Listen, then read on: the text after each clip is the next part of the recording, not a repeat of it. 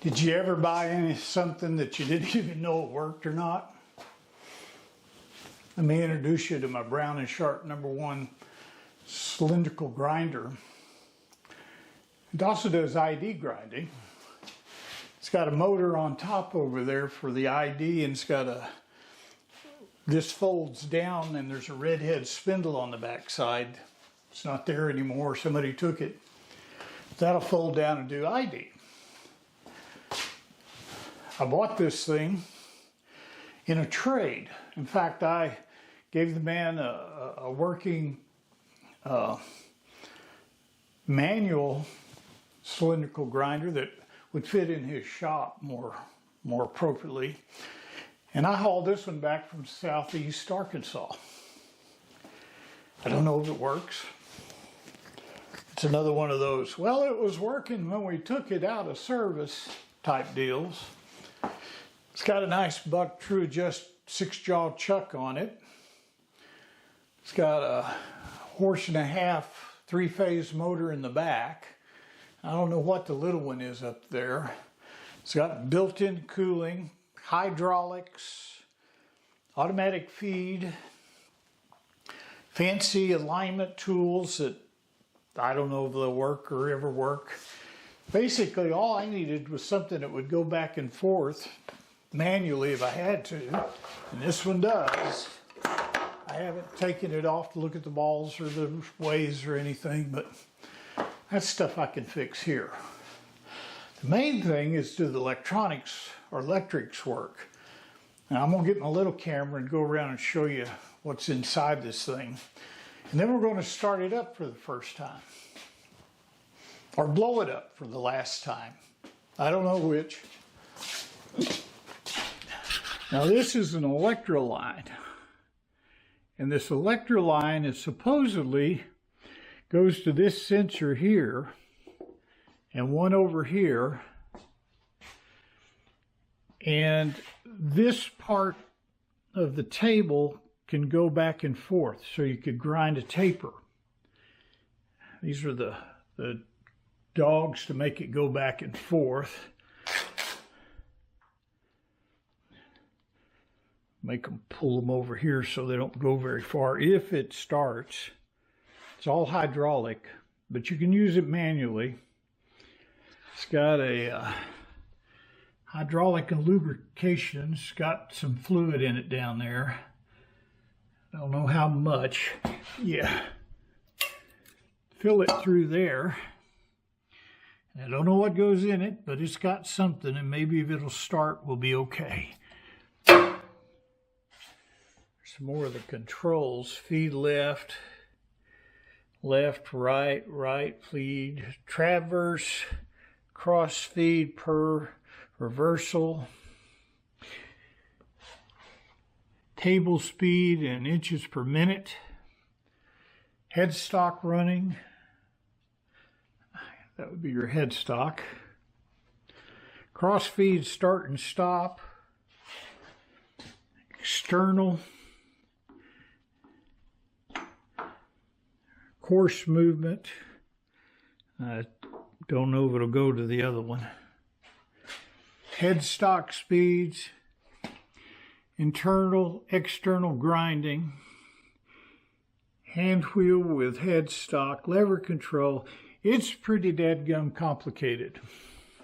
And over on the back, crammed in the back side over there, is where the hydraulic cabinet is. This is some kind of Maxi Monitor universal controller.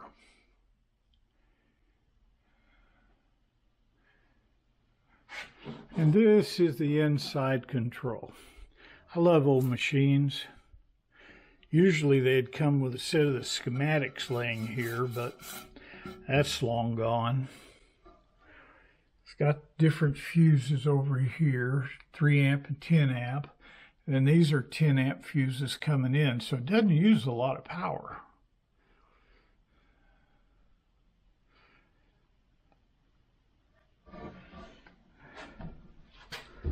I've got it just temporarily wired up right now, and back there's where all the feed hydraulic tanks, gauges, and where you put in the coolant. But right now, all that's secondary. I just want to see if it'll start. Mainly if the motor will run. I mean, if the motor runs, you could use this as a manual machine. So what I'm going to do is start it up. You guys stay over here out of harm's way, okay?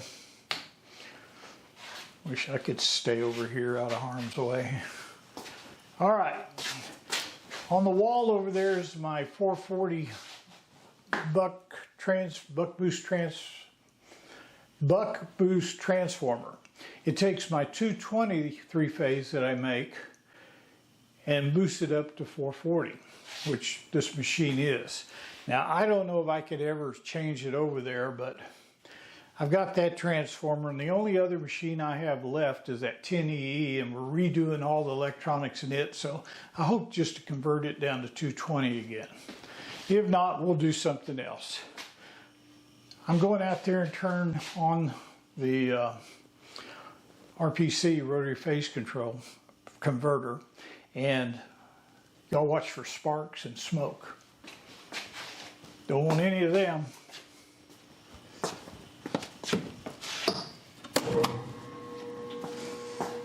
Y'all see anything?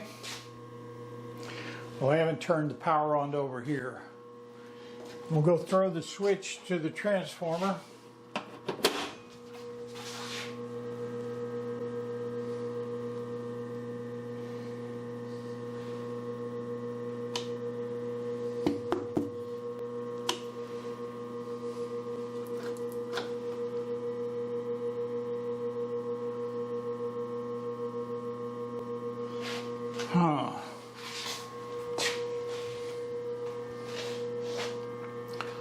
Well, let's go for the gusto. Let's see if we can find, here's a head sock speeds.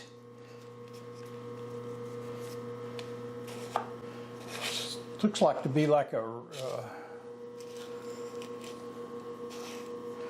rheostat. That would be the one you'd want to be able to adjust the speed on. External, here goes nothing.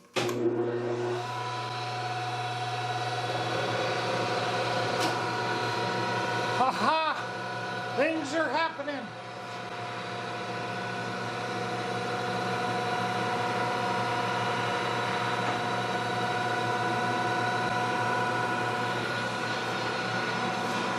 Going faster when I turn the rheostat.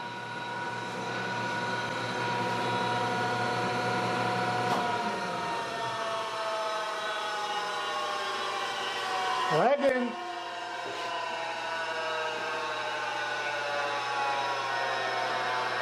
Turned everything off.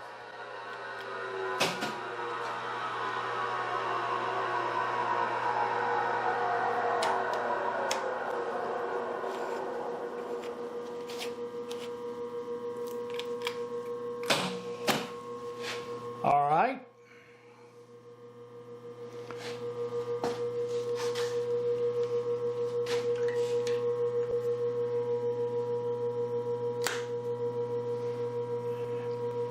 Headstock stop. Wonder what happened. Well, the fuse holder's busted out of that.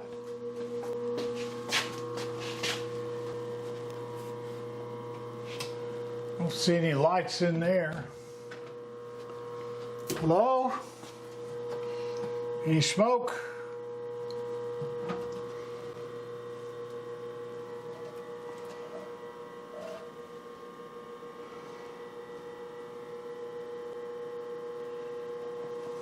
Huh. See, we got power here.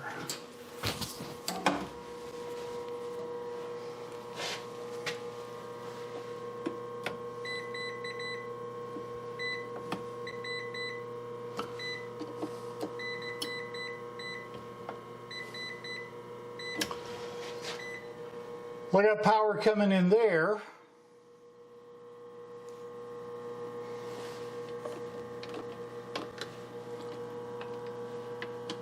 This thing's got resettable heaters in here.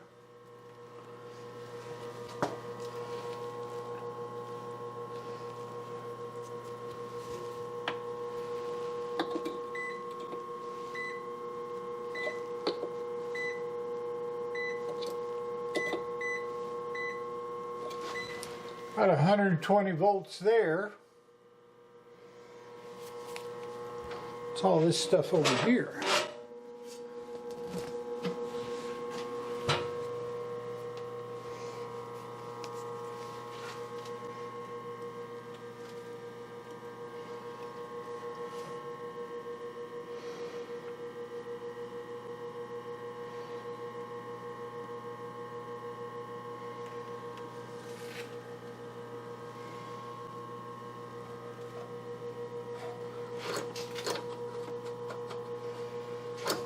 Dadgummit. What's wrong with you, baby? It acted like a fuse broke. You know, everything just kind of shut down at one time.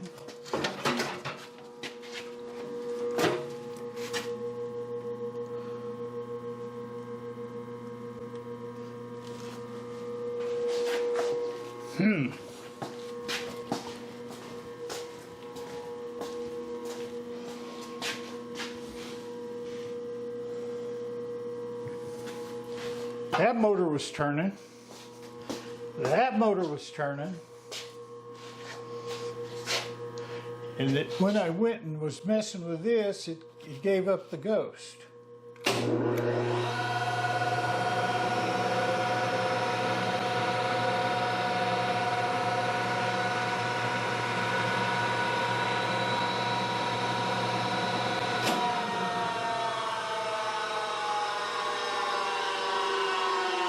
It did it again. I'm wondering if it's a heater. And as soon as it got unhot, a heater's another word for a fuse or an automatic cutoff. And old machines in their starter circuits have these fuses or heaters that'll trip and then come back on. But if you notice, everything came back on after a little bit of time. So once again, I was messing with this.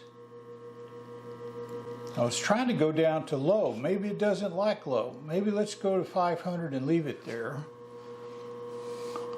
Or maybe we can turn it off completely and just isolate it to that motor. Because I got a feeling it's going to come back on. Cross-feed stop, head stop, stock. What is this button? Jog. Head stock jog. That button is jammed in there.